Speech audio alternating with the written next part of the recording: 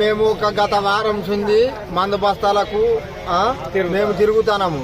అయితే మందు బస్తాలు వచ్చినప్పుడల్లా లోడ్లు వచ్చినప్పుడల్లా పెద్ద పెద్ద అధికారులకు స్పాన్సర్ చేస్తాను. మమ్మల్ని రైతులని పట్టించుకునేటోళ్ళు ఎవరు లేరు. నేను ఒక 10 ఎకరాల భూమి చేస్తా. మందు బత్త వేద్దామంటే ఇప్పటి వరకు వానకాలం చూసి ఇప్పటి వరకు ఒక మందు బత్త లేదు. మందు బత్తాల చుట్టూ తిరుగుతాను. మమ్మల్ని పట్టించుకునే నాదులు లేడు ఎవరు. ఎమ్మెల్యే గారు లేడు, ఎంపీ గారు లేడు, ఎవ్వరు లేరు.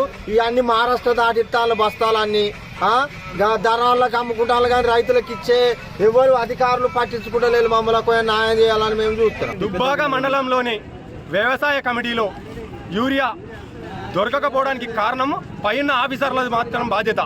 ఈరోజు ఇంతమంది రైతులను ప్రతిరోజు ఉదయం 6 గంటల నుండి 10-11 గంటల వరకు వేడి చేపించి ఒక్కరికి కూడా యూరియా ఇచ్చే ప్రసక్తే లేదని చెప్పి వాళ్ళు వెళ్ళగొట్టడం జరుగుతుంది.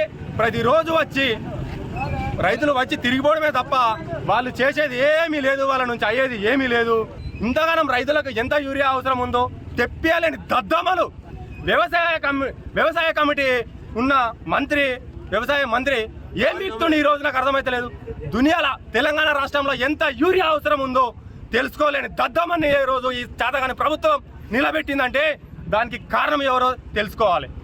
ఇలాంటి పాలనలు ముందు రాకుండా మనమే ఈ రైతులు కానీ ఉన్న విలేజ్ ప్రజలు కానీ ఇలాంటి పాలన మరొకసారి కోరుకోవద్దు.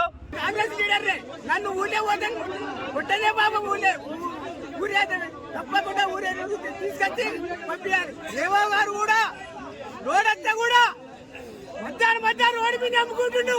లైన్లు 5 గంటల రాత్రికి లైన్ కడితే కూడా రోగాన్ని ఇచ్చి మందు సంచులు అయిపోయినాయని ఇంత కోస పెడుతుండ్రు రైతులను. ఖచ్చితంగా ఏవో గారు కూడా ఇంటి ఫోన్ చేస్తే కూడా నాకు సంబంధం లేదన్నాడు రేవంత్ రెడ్డి గారు. నేను కాంగ్రెస్ లీడర్నే, ఇప్పుడు కాదు 2004 లీడర్నే నేను. అప్పటి నుంచి కూడా నేను కాంగ్రెస్ ఉన్నా. ఊళ్ళో పోతే కూడా నాకు మొక్కలు లేకుండా అవుతుంది. ఇప్పుడు ఊరియా పంపి